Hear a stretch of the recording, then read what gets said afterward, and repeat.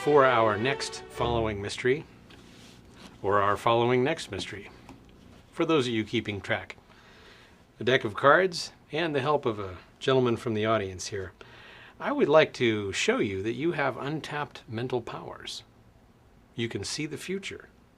Let me show you what I mean. If you would, just give the cards a quick shuffle, a little mixing. I want you to know that these cards are truly random. That's great. Perfect. Let me take a peek at these cards here, if you don't mind. I am going to place a couple of cards on the table. Let's see. That looks like a good one. There's a red card, and maybe that one there. That'll be a good one. That's a black card. Perfect. I'm going to draw cards out of the pack here one at a time, like this. Without showing you these cards, I want you to decide psychically, is it a red card or is it a black card? Depending upon what you say, I will, of course, place it on either of these two piles. What do you think this is? Red card. A red card. Very good. I'll place it right there. Let me look through here. I have another one. Which pile? Black. Black. Very good. Let's see. Let me find another good one here. That's a good one. How about this? Red or black? What do you think? Black. And one more. Black. Black. And we'll try this again. Red. Red. How about another one? Let's go red. Red. Very good. In fact, why don't we stop at this point and we'll kind of switch midstream here. That'll just kind of juice things up a little bit. Why don't I place a black card now on this pile and say a red one over here. In fact, why don't you, I'll just set the cards on the table. Why don't you take a card without looking at it and kind of decide to yourself, what do you think it is? Red or black? Actually, you know, it would probably be best, don't look at the cards. That would, don't look at them. In fact, just go ahead and just take it off there like this and just try to reach out, not with your sight, but your insight. Okay? And without looking at it, place it on either of these two piles. Very good. Go ahead and do that again with the next one. That's great. And one more time. Don't let anyone see it there on the screen. Go ahead and do a couple more. Very good. Very good. And a couple more, please. Now you see, I do believe you have the power, as incredible as this may seem. You see, when you look at these cards in these two groups like this, you have designated, for example, that these cards, where they are stacked, are red, according to these marker cards. Similarly, you have figured that with these marker cards, these would be black and these would be red. Let's see how you did. You started over here with these, and as you can see, you did very well. At this point, of course, at the beginning, what we were doing was I was looking at the cards and sending a message to you. So it might be the fact that maybe we were working together somehow. But after that, you did it all on your own. And here it is. Take a look. All on your own, you were able to tell and separate, without even looking at the cards, the colors. You have psychic ability, I do believe. Please, use your powers for good.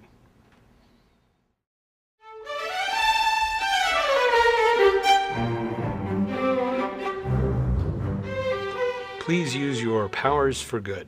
Here is an old classic card mystery that is absolutely wonderful for an audience. When you would perform this mystery, of course, is maybe not during a show, for example, but after you have won over your audience and now you're in a very conversational mode and the audience is eager to see anything you want to show them. So this is a very nice psychic type of card trick. Here's how you proceed. The cards can be shuffled by your audience. And now what I do is I draw out a couple of cards, one red and one black. Notice how I've spread to the top portion of our pack. And this is very important in this explanation phase. What I do is I do a kind of a quick sizing up. What do I seem to have more of, black or red cards here? Now in this case, at a quick glance, it seems to be about even, so to speak, maybe, but rather than count them out, what I will do is I draw out a black card, place that in front of me on the table, And then I'll take a red card from, say, farther down. Now what I do is I'm in the first phase going to be holding the cards facing me. Your audience would not see these faces at this point. I will now apparently be drawing cards out at random. And what I'm going to do is I'm going to actually pull out all black cards. I'll draw out a black card because I'm going to clear out the black cards in this upper grouping of cards. In this case, now what I'm doing is I'm asking my audience, do you think psychically that this is a red card or a black card?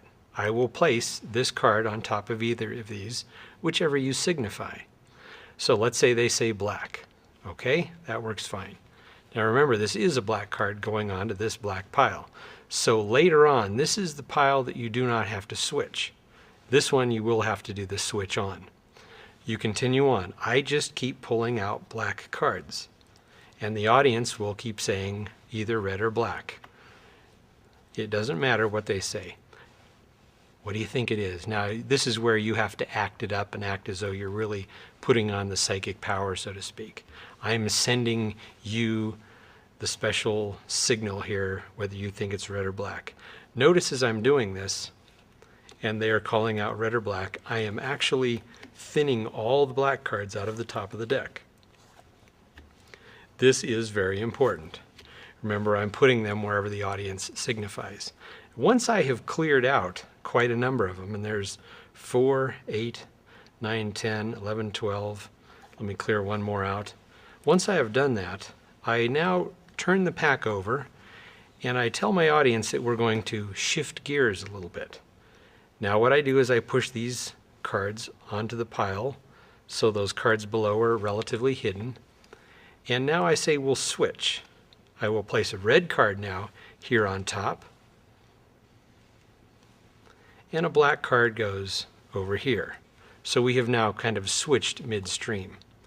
Now at this phase, since I have stripped out all the black, and this is nothing but red cards, I would hand the deck to my audience member and say, now without even me looking at the cards, I want you to now try to figure out psychically what these cards are and where they should go. Are they red? Are they black?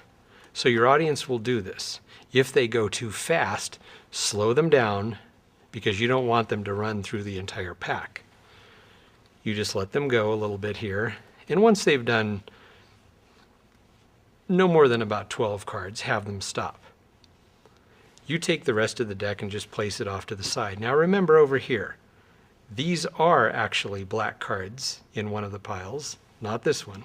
These are black and these are red, matching these two. You push this pile up, and now you pick up this pile, and here's how you're going to do the switch. Because what I have is actually black cards with the red marker card and red cards with the black card here.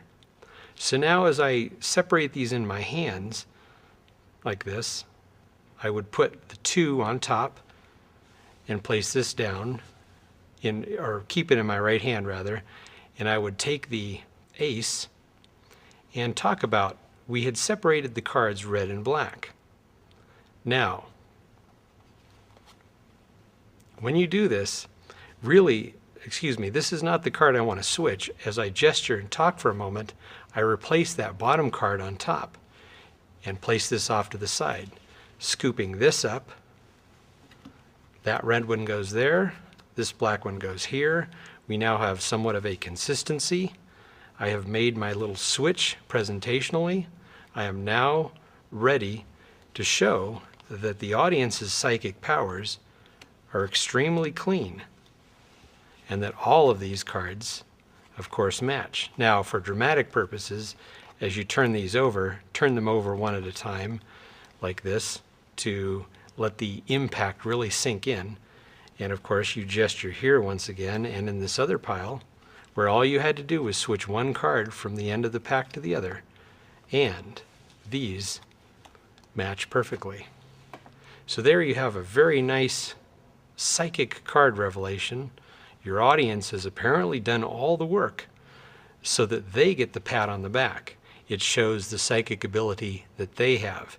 So your audience member becomes the star You're not the star. You don't need that. Of course, you caused the miracle to happen, but it seems as though the audience did it, so they get the big star on their card. That's a very nice little fun mystery. Perform it for your audiences, and I know they will enjoy it. Please use your powers for good.